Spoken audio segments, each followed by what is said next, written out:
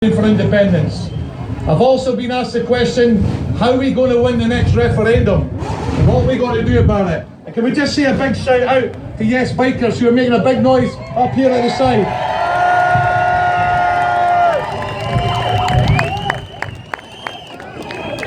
I'll have to say this is an absolutely joyous sight. And regardless of the grey skies, this is truly wonderful. And to happen on this green, which I'm just about to speak about in a second, is truly radical as well. Because you see, this is Magdalen Green. Magdalen Green has seen marches for change in this country and across indeed the British Isles in decades and hundreds of years gone past. In fact, I would argue that Dundee is the birthplace of independence. Because you see a young laddie went to school here 750 years ago. And his first act of defiance was in Dundee. And his first battle against the castle was here in Dundee. And he started the march towards independence. And we all know who that is here, don't we? Next week is the William Wallace rally. And this is where he comes from. And this is where we are today making history. 200 years ago, the Chartists marched to this area to campaign for radical reform. 100 years ago, the suffragettes of Dundee came here to get equality of the vote. And today, you're here to bring independence home. And you make my heart soar. You know, a famous Scottish writer by the name of William McAvenny said, what makes us Scottish? What makes us Scottish is our sense of fairness. You know, independence is not an end in itself. It's a means for social justice, fairness and equality for all. And that's what we campaign for. It's not just about today. We've been campaigning for hundreds of years. We should all celebrate that here at this moment. Furthermore, you're making history being here today. This will be in the press.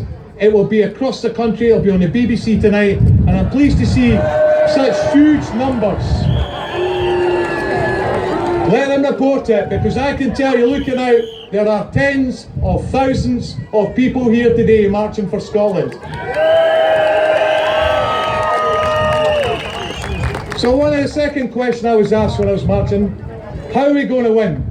Well, I've dealt with the history side. You're here to make history, not just today, but between now and the next vote and getting over the line. And it's quite straightforward. I'm going to go into numbers.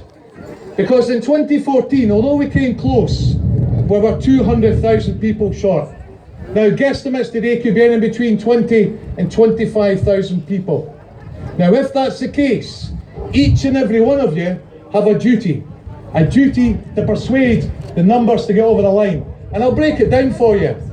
When I started out in 2012 campaigning, my view is if I can persuade one person, that's double me. And if everybody that supported independence in that day, we'd have got over the line comfortably in 2014. But we're going to need to do a wee bit more than that. If there's 25,000 people here today, what I ask you to do today is this. Find a fellow Yes supporter, wherever you are from in Scotland, length and breadth, somebody you can team up with. By doing that, you've doubled your support. And by doing that, you're going to double your campaign. There's 25,000 people here today. You only need to persuade 8 people between 2 of you. That's 4 each. Does that feel achievable? Are you committed to those numbers? That's how we win. The best way to do it is to keep a diary, work out who are the soft voters in your friends, your family, your colleagues, your neighbours, your acquaintances you have a gin and tonic with, or go to their local barbecue. Find out who the 4 are. The last point to this is, there are many reasons to support independence. Probably the number of people here would represent each and every reason. That's thousands. That's far too many for anyone to remember. So here's another top tip I would give. Have 3 reasons and make them your reasons. Because each and every one of you here will have your own passionate, heartfelt reasons why Scotland should be independent. For me, it's because government should be here, ruled by the will of the people and governed by the will of the people for the people of Scotland. That's the first rule for me.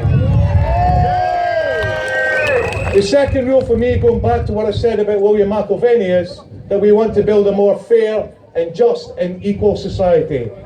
And the third reason for me is we have a long history of putting our ideas out in the world.